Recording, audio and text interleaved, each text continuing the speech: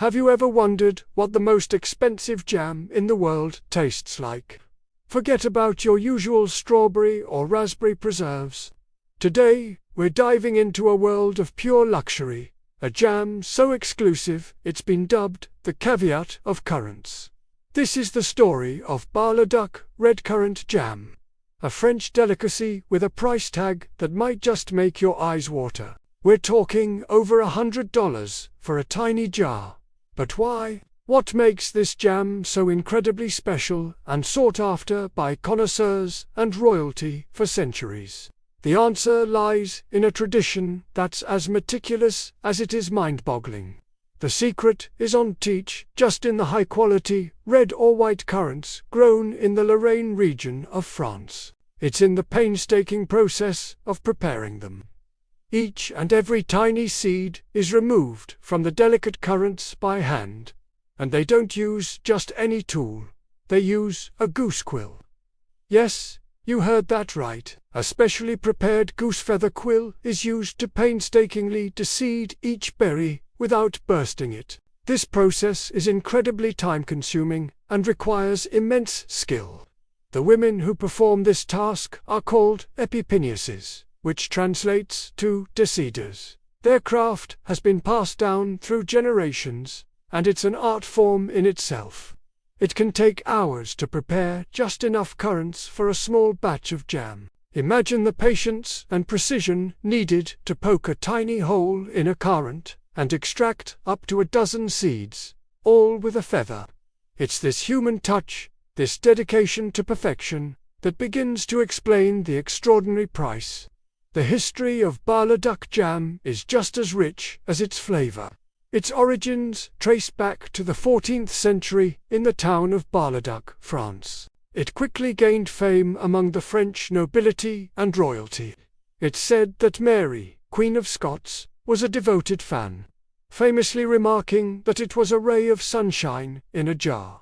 Alfred Hitchcock, the master of suspense, was also known to be a huge admirer. He reportedly ate it every morning with his toast and even sent jars to his friends. It's appeared in the works of famous authors and has graced the tables of czars and presidents. This isn't just jam. It's a piece of culinary history. So, what happens after the tedious deseeding process? The seedless currants are then gently cooked in sugar syrup. The method is designed to preserve the integrity of the fruit. The goal is to have whole, translucent currants suspended in a beautiful, jewel-like jelly. The final product is often called Bar-le-Duc jelly rather than jam, because of its clarity and delicate texture. When you hold a jar up to the light, you can see the perfectly preserved, seedless berries shimmering within the golden or ruby-red syrup. It's a visual masterpiece before you even take a bite. Now for the million-dollar question. Or rather, the $100 question, what does it taste like? Those who have had the privilege describe it as an experience unlike any other jam. The flavor is intensely fruity, with the natural tartness of the red currants perfectly balanced by the sweetness of the syrup. Because the seeds are removed, there's no bitterness, just a pure, clean taste. The texture is sublime. Instead of a mashed pulp, you get the gentle pop of whole currants in your mouth, releasing a burst of flavor.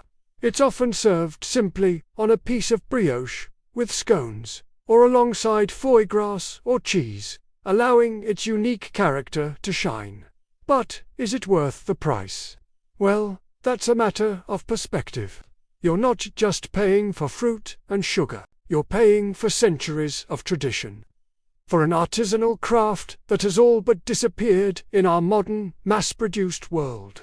You're paying for the hours of manual labor performed by skilled artisans. In a way, you're buying a story, a piece of edible art. The production is incredibly limited. Only a few small producers, like the famous Maison Dutriez, still practice the traditional method. This scarcity naturally drives up the price and adds to its allure.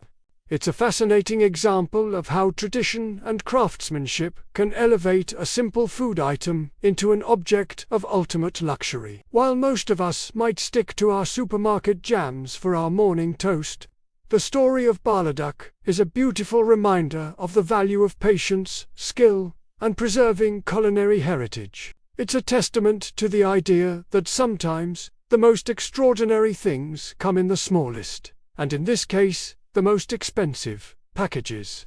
It makes you wonder what other hidden culinary gems are out there, waiting to be discovered.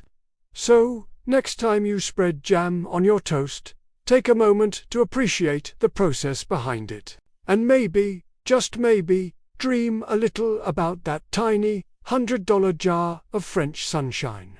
What's the most you've ever spent on a single food item? Let me know in the comments below. I'd love to hear your stories about luxury foods. Thank you so much for joining me on this delicious journey into the world of luxury preserves. If you enjoyed this video and want to discover more fascinating food stories from around the globe, make sure to hit that like button and subscribe to the channel. Don't forget to ring the notification bell so you never miss an update. Until next time, stay curious and please, don't forget to subscribe.